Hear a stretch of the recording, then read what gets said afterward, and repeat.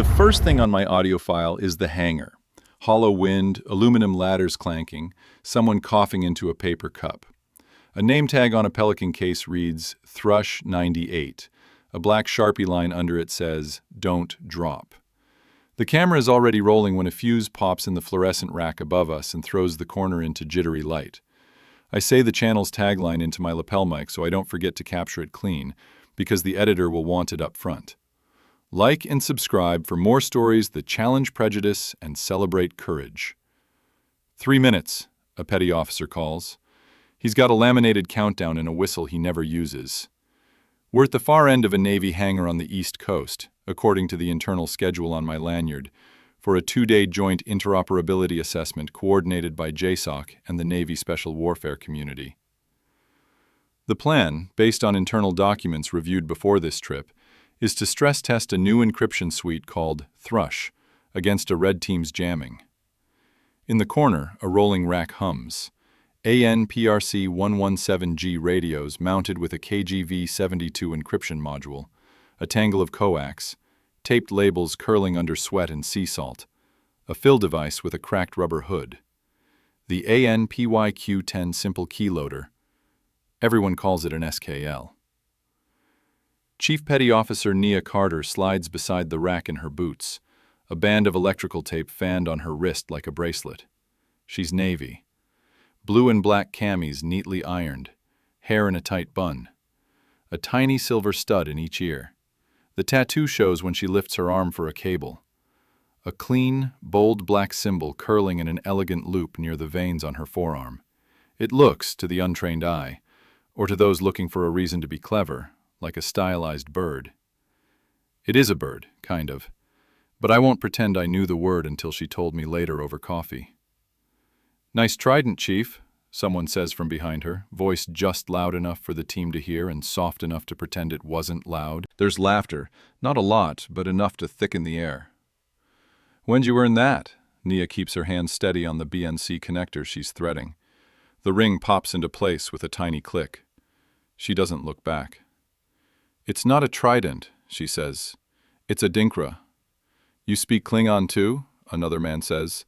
He's tall, white, mid-30s, jawline sharp as sheet metal. His name tape's blurred by grease, but his helmet cover says Hansen in black marker. I label him in my notebook for reference. Buck Hansen, SO1. A Latino senior chief, Martinez, edges closer, scanning the rack like he's counting radios. He gives Hansen a flat look and taps the checklist. "Watch your lane, Buck," he says. He glances at Nia, then at me, and says to the room, "We're on the clock. Comms windows in 2 minutes. Carter's running fills." Nia nods once, a little downward jerk that means she's already there. She loads the keys into the SKL like a pianist airs a familiar song, thumbs and forefingers moving careful as if the plastic were skin. The red team, 3 civilians in polos with their badges tucked into their belts, are in the bay door shadows setting up a directional antenna on a tripod. The wind knifes in. Somebody pulls the door down another foot. Out on the tarmac, an Arhib on a trailer waits in a chalked rectangle. The boat has fresh paint and an ugly dent near the bow. "Comms check, push 1, Nia says into her headset, not raising her voice. "Alpha 1, this is base. Radio check, over." She glances at me, just a flick of eyes. There's a penciled note taped under her radio saying, "Dry run is still a run." She wrote it. I saw the handwriting on the tape roll. "Base, Alpha 1, 5x5, comes the reply instantly. Another voice, more distant. "Alpha 2, 5 by." She listens to the hiss in her ear like it's wind in branches. "Copy all," she says. Hansen walks past her with 2 helmets slung by their chin straps. Leans in so his shoulder almost bumps her. From where I stand, I can see the curve of the tattoo again. The bird's head arched, beak touching its back, a single egg balanced in its beak. Nia's wrist is still, her fingers resting on a toggle. She doesn't move when he whispers, "We doing make-believe today? Adi, whatever?" He smiles without teeth. Stolen valor comes in shapes now. "Deck it," Martinez says louder, not looking up from the mission checklist. "On me." Hansen's smile goes away. Roger. According to a training memo I was allowed to read when I requested access for this story, Phase 1 of Thrush involved integrating the encryption suite into legacy tactical radios. Phase 2 is where we are, testing it under live conditions. The memo notes that human factors, time pressure, perceptions of expertise, could significantly affect outcomes. In the margin, someone had scrawled in pencil, "and bias." The hand looked the same as the tape handwriting. The RIB team climbs the boat trailer and falls into a drill of clipped movements.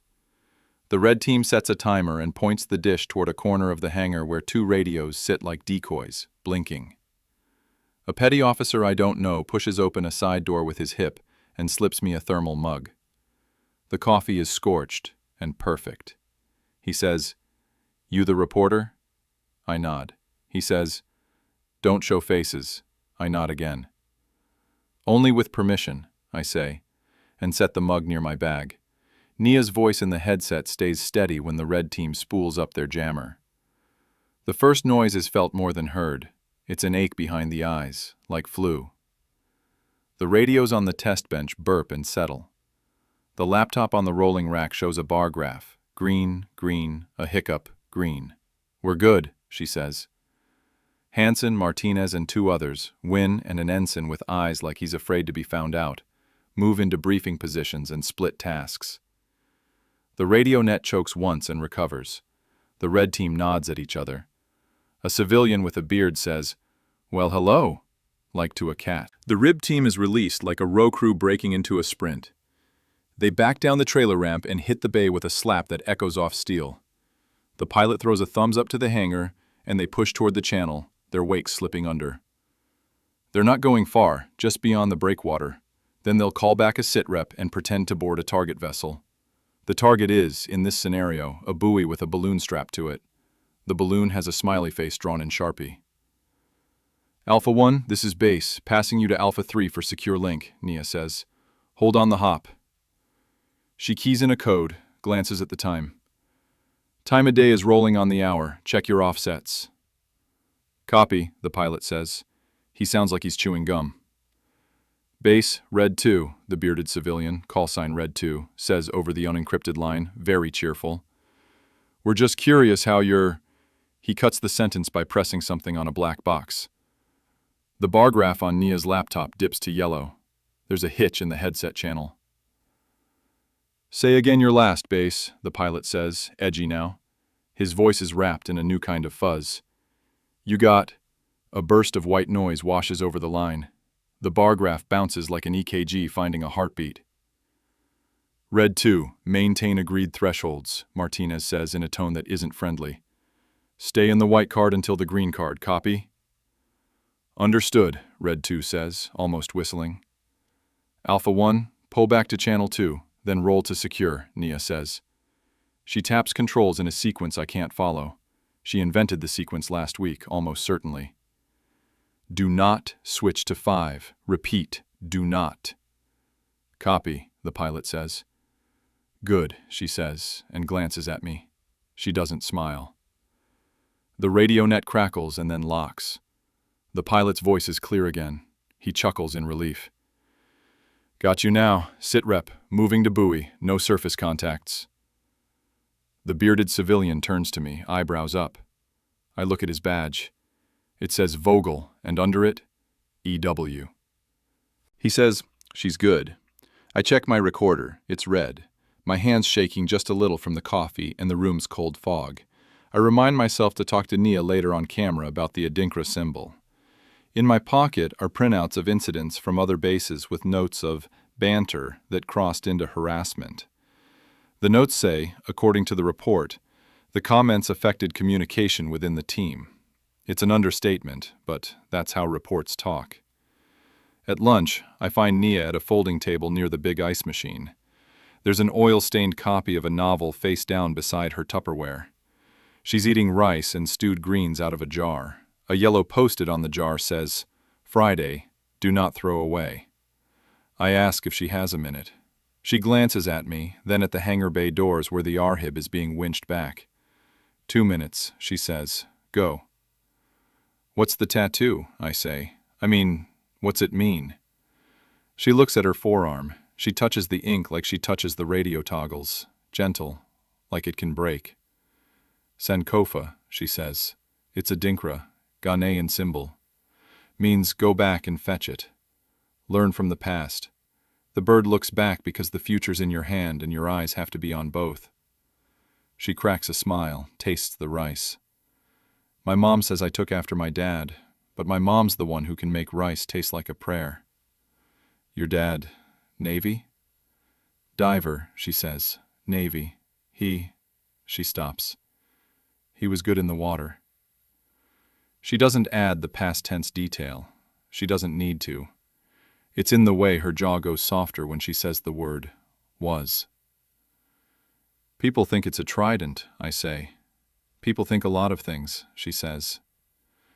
The petty officer who gave me coffee earlier slides onto a chair across from us, balancing 2 paper boats of fries. He looks at her, then at me. Camera off, he says. I nod and tap the lens cap. He leans in, voice low. They drew a picture of your tattoo on the whiteboard in the comms shed, with a crown. He glances toward the bleacher where Hansen's laughing with 2 guys, their heads bent. You want me to wipe it? Nia's face does that thing I've seen in nurses in emergency rooms and mothers in busy kitchens. It goes still and capable. She swallows. I'll handle it, she says. Copy, he says. He hesitates. For what it's worth, your timing saved their asses this morning. Thanks, she says. She seals her jar. Based on internal documents obtained through a FOIA request last year, the Naval Special Warfare community has faced repeated recommendations to address gender hostility. The documents focus on systems, on training modules, on audits. They don't capture the moment someone draws a crown on a symbol they don't understand, and how the person with the symbol decides how to manage her face. Back at the comms shed, the whiteboard has a cartoon that takes 2 beats to decipher. It's a big fat trident with eyelashes and a sash that says, Miss Seal Temple. Someone wrote in block letters, Queen of Tridents. Underneath, in smaller script, nice. There's an egg under the trident. I take a photo, cropped to avoid faces, and slide my phone into my pocket. Nia is at the marker tray, lips pressed together. She picks up a dry eraser that squeaks like a mouse when she drags it across the board. The squeak is loud in the little room. Leave the wall alone, Chief, Hansen says, leaning on the door jamb with both hands above his head, elbows jutting. We got a debrief in 5. His tone is light, mock respectful. Take our own advice and leave it better than you found it, Nia says. She keeps erasing. Her shoulders stay level. Debrief in 5. Perfect. In the debrief, Martinez rifles through the bullet points. What went right, what went wrong, what to fix. Hansen stares at the table. He chews his gum like it owes him money. Nguyen, the quiet one, notes that the jammer almost found their window at 11:40. Chief Carter locked it down, he says. We were 5 seconds from being deaf. Roger that, Martinez says. He pauses and looks at Nia for the first time, like he's seeing her job and not her body. Good catch. He doesn't add, as usual, but the red team's Vogel does.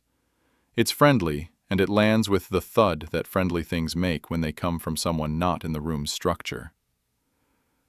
Before everyone breaks, a man in civilian clothes with a faded crew cut steps in with a clipboard to pin an updated schedule to the corkboard.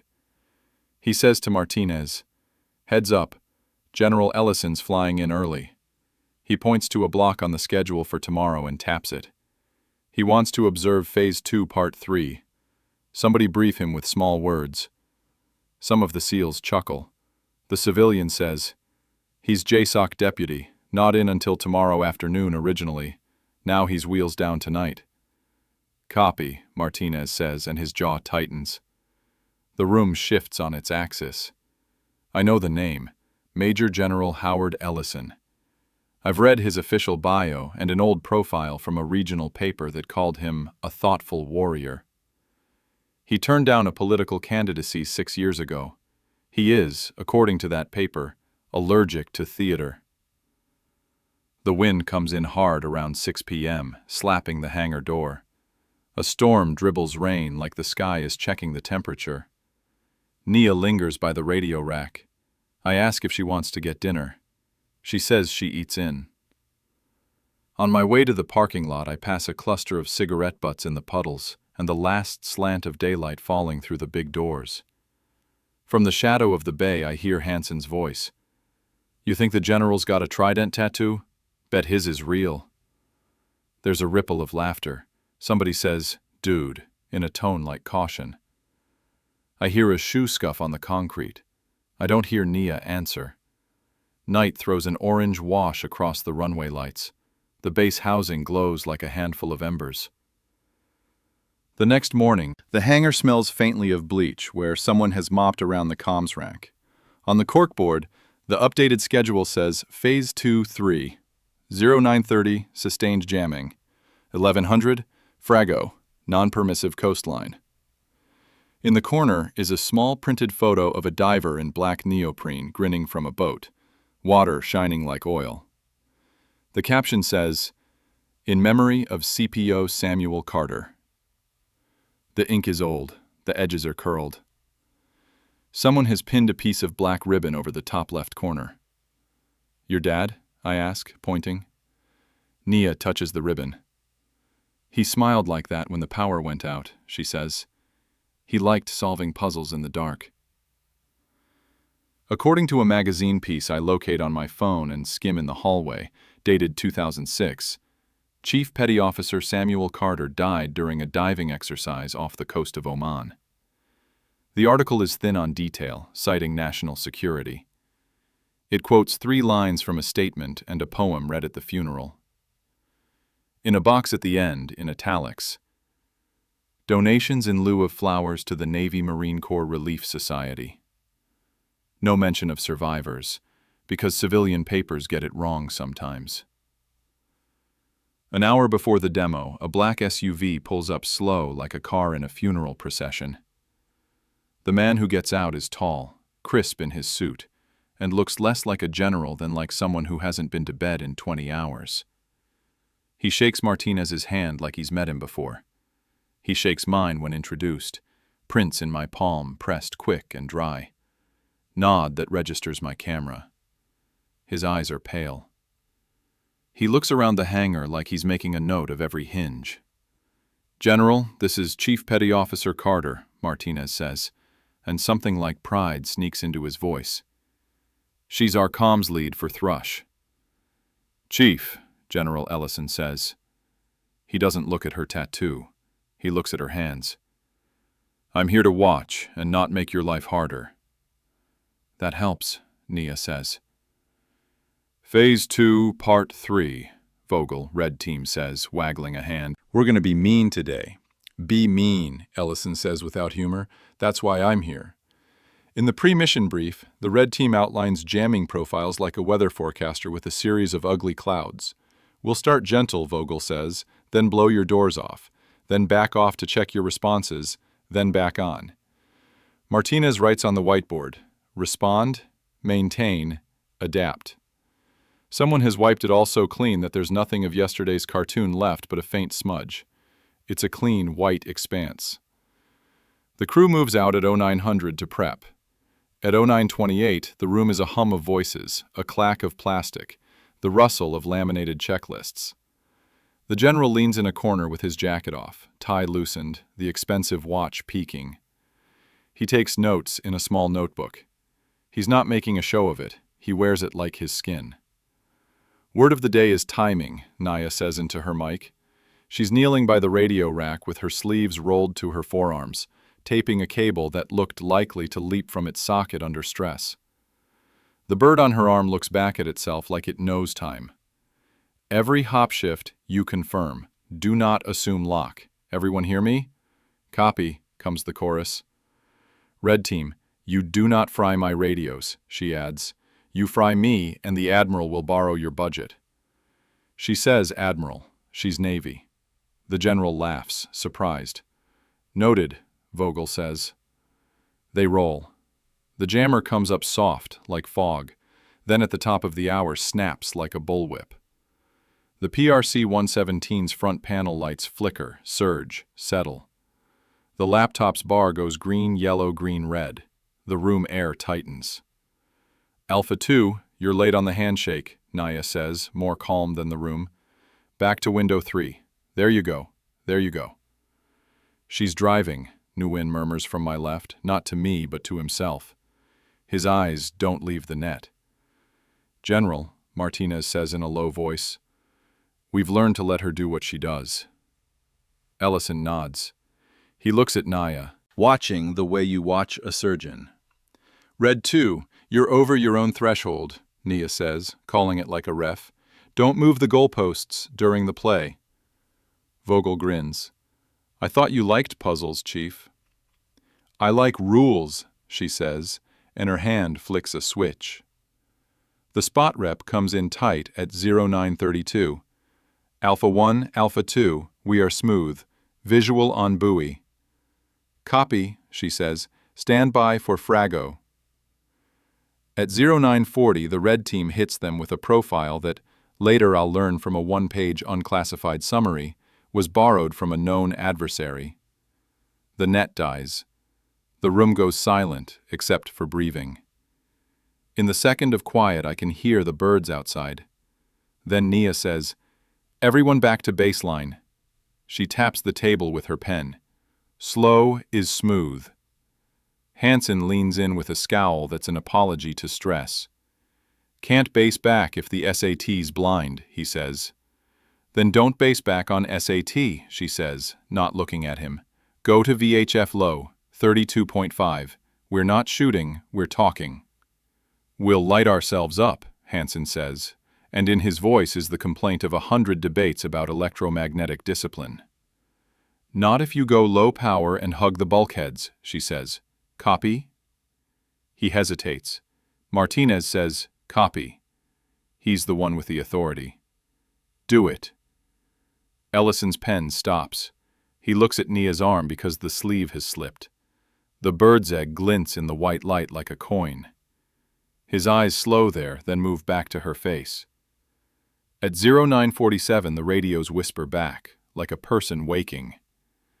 Base, Alpha 2, VHF low, you got us? Got you, Nia says, and it's the first time the room breathes in a minute. We're gonna do this like it's 1999. Windows at 02, 07, 012. Use brevity. Red, you're not invited. Rude, Vogel says.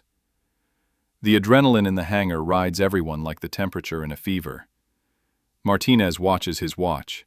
Wen keeps his eyes on Nia's hands. Hansen's jaw is clenched so hard the muscle there jumps like a pulse. At 1100, Phase 2-3 shifts to the second scenario, simulated non-permissive coastline. The rib returns. A four-man team rotates in. According to the scenario sheet clipped to the board, they'll navigate an inlet lined with radar reflectors, designed to mimic a messy, busy littoral environment, while the red team throws them a kitchen sink of interference. Nia's voice stays even, like a road you know. The general observes without interrupting. The radios breathe. At the end of the block, when people let their shoulders drop and half sit on crates to debrief, Ellison steps forward. He does not clear his throat. He does not make the speech. He looks at Nia like they've been in conversation all morning and says softly, Chief Carter, your arm. He points with 2 fingers, nothing sudden. What's that symbol? Hansen's eyes cut sideways like a dog trained not to bark. The room tightens. Martinez shifts his weight. The red team looks at the floor because civilians sometimes know when not to smile. Nia's hand goes to her forearm and she covers the tattoo for a second like a person hearing her name in a crowd. Then she lowers her hand. Sankofa, sir, she says. Adinkra. Means go back and fetch it. He nods once. A little breath leaves his chest. He unbuttons his cuff slowly, like this is something you want slow. He rolls his sleeve to the elbow. You can see from the reaction that no one in the room expected it. The ink on the general's forearm is older, the black a little faded like charcoal left in the rain and dried. It's the same bird, its beak on its back, the egg delicately held. Someone's whisper, Jesus, hangs there, then dies.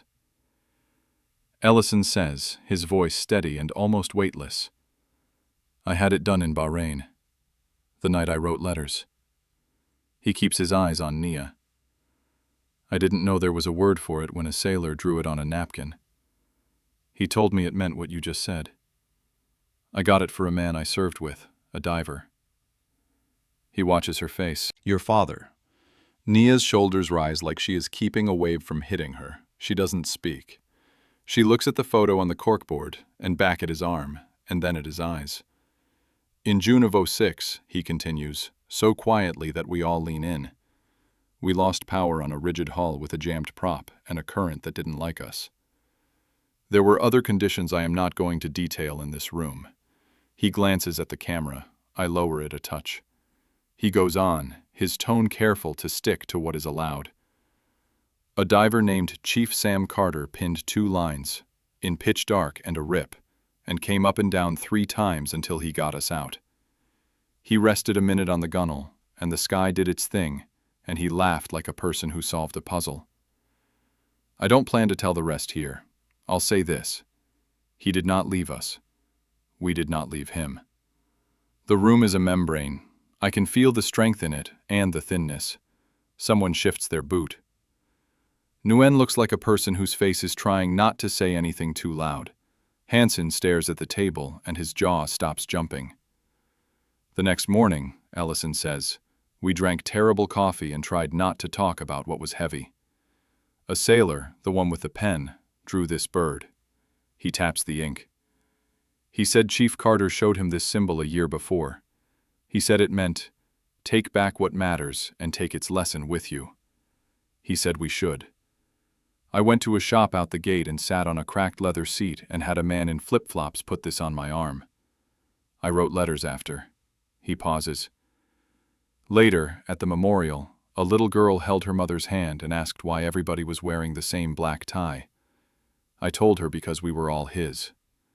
She put her hand on my sleeve right here, and when I rolled it up, she touched it. He stops himself, looking at Nia. I didn't ask your mother's permission to put that memory in my head, but it's there. He smiles a little, the smallest thing he's done all day. I did not expect, he says, to find you in my hangar with this bird. Nia's lips part like a person finding air. Her voice, when it comes, is smaller than usual and more precise. I was 7, she says. My mom put my hair in 2 buns. She reaches to her arm and slides her sleeve up farther, revealing the bird in full. She let me choose the dress. Ellison nods. He looks at Hansen without looking at him. He looks at everyone without moving his head. Men, he says. And it's not just men, but that's the word he uses like it's a chapter title. We have a disease we call banter, and we use it to cover a lot. I am not interested in proving who's meanest in a hangar.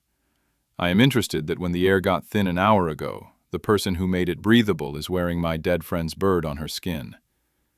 You will respect that, or you can find an office that sells time to waste.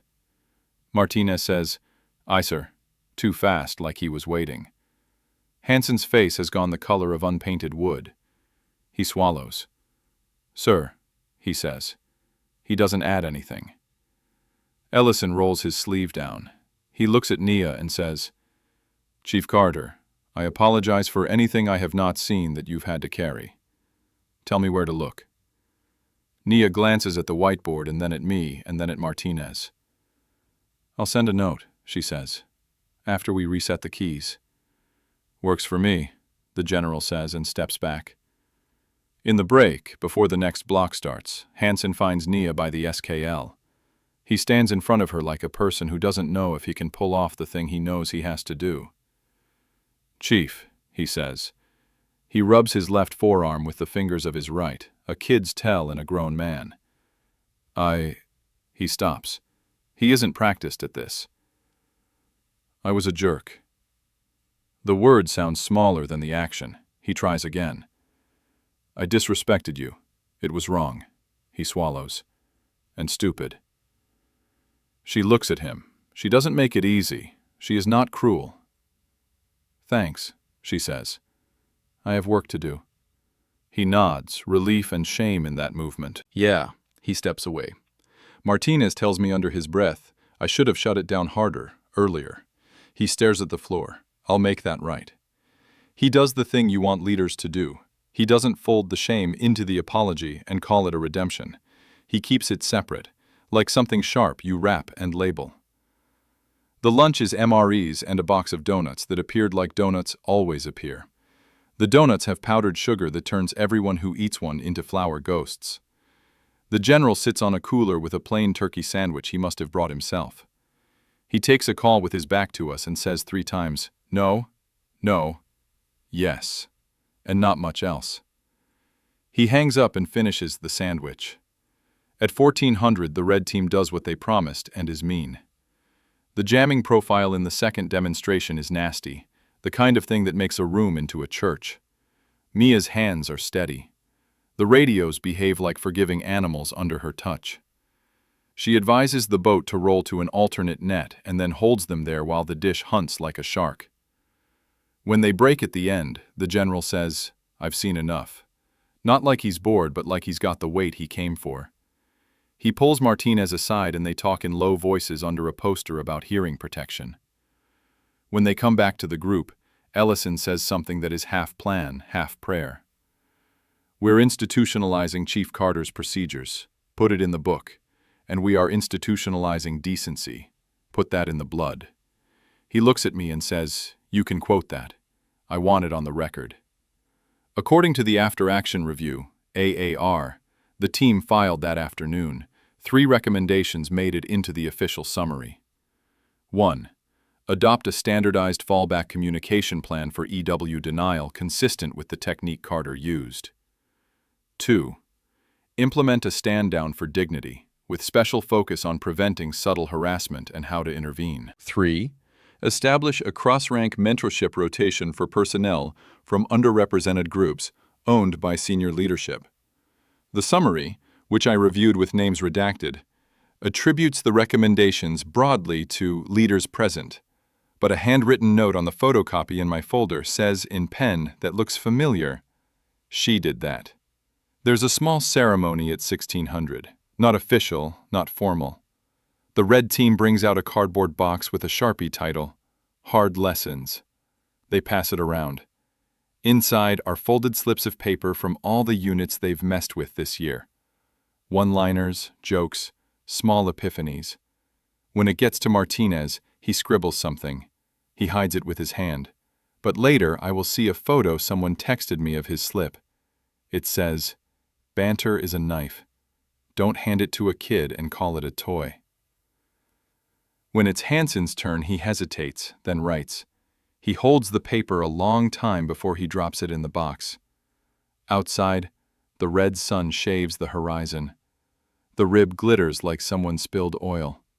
The general pulls Nia aside by the half-open hangar door where the wind has the last insolent bite of winter in it. I follow at a respectful distance and hold the camera low. It's just the 2 of them and the wind, and the sound of a plane doing a slow taxi in the middle distance. I did not know about the tattoo, he says. I didn't know anyone else had it. My mom told me it was mine and my dad's, she says. She said I didn't need permission to carry him. You don't, he says. He looks at her hands again, the way people look at hands when they've just seen what they can do. Do you want to tell me about the whiteboard? She glances at the shed and shakes her head. I'll write it down, she says. I write better. He nods. Then write, and when your note hits my desk, I'll answer. And when I answer, we'll do it with more than words. She almost smiles. Deal, she says. He looks at the horizon and looks back. Your father, he says. He laughed when the boat bounced. She nods, surprised. He did, she says. He laughed when the power went out at home because he liked finding candles. He likes solving puzzles in the dark, the general says. He puts his hand on the doorframe, and for a second the wind catches his sleeve and flips it back, And the bird is there again, beak on back, egg safe as breath. He rolls the sleeve down like a man closing a book. The night that follows is not a ribbon, it is work. I watch Nia sit at a folding table with a form titled Informal Complaint, Equal Opportunity, printed in block letters. And she doesn't check that box. She writes instead to Martinez and CCs the general, and uses words like pattern and effect and climate. And she attaches a photo of a whiteboard minus any faces. She uses the phrase, according to witnesses, twice. She links to the Navy policy like a person who knows it by heart. I can't see if her hand shakes because her hands don't shake when work is in them. 2 days later, after I've driven home with salt dried to the rental car and hung my recorder on a hook in my office, an email pings. Thank you for your presence at the thrush evaluation, it begins, and then a second paragraph. We have initiated a command climate survey and a formal review of incidents reported. It is signed by Martinez. Another email goes to Nia from an address that ends in .mil and has the general's name. It says, per her screen when she shows me it on FaceTime, I saw it. I am with you. Tell me who else should stand here. In the weeks that follow, I talk to 4 people who were in that hangar. They all repeat the same moment. The sleeve rolling. I didn't know he had it, Nguyen says, rubbing the back of his neck. I didn't know anybody outside her family had it. A woman from logistics who watched the demo from the door says, when the general said letters, I thought of all the letters I've written in my head and never mailed. Hansen calls me from the back lot of a gym and stands near a dumpster because he thinks it's less noisy there. He says, I made it about me for a long time. I didn't think I was that guy, and then I watched myself be that guy. I asked Chief Carter if I could carry her toolbox, and she said, carry your own. And I'm trying to figure out what that means besides literal. I find Nia at a cafe on a Sunday in civilian clothes, jeans, a t-shirt with a tiny bird printed over the heart. Not the same bird, just a bird. She tells me that she got a message from a man named Daniels who was on a boat with her father a lifetime ago, saying he saw the video and he never forgot how her dad sang off key when he rigged lines. My mom says she never liked that song, Nia says, but she's playing it on the radio now like it's a window.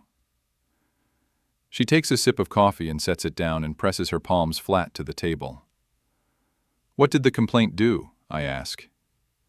It made people say things out loud with their names attached, she says. It made Martinez look at his guys like they weren't just his guys, like they were the next ones. And the tattoo? She smiles for real, a little. It keeps me from forgetting where I put the egg, she says. It makes me look back when I need to. Not to live there, just to bring the right thing forward. On my last call with Ellison before the piece is due, he's in a car going somewhere he won't describe. The call drops twice and he calls back. He says, I don't want to be the hero of your story. She is. She didn't want to be either, I say. I know, he says. He pauses. But we need heroes of a different sort. The quiet ones, who roll their sleeves up and show us what we ought to see. Any pushback? I ask. There's always pushback, he says. There are always clever men with short knives. But, and you can print this, there are more of us. People who will wear a bird because it keeps an egg safe. People who will choose not to laugh. We cut the episode with the hangar light and the red team's dish and the sound of rain. We cut it with Nia's voice steady in a room full of radios. We cut it with the general's arm in an honest light and the whiteboard scrubbed clean. In the last frame, Nia stands in the bay door with the wind in her hair and her sleeve rolled down, the ink unseen but present under the fabric, as permanent as a good habit. I put on the lapel mic again to record the outro. The camera is steady on the table. The coffee steam curls. I say the line the same way I said it in the beginning, this time like a promise and not a script. Like and subscribe for more stories that challenge prejudice and celebrate courage. On the screen, after the sound fades but before the credits, a quote appears. It's in plain type, black on white. It reads, "Learn it. Carry it back, carry it forward. The past isn't a chain, it's a lantern." Underneath, in small letters, "According to witnesses, it lights the way."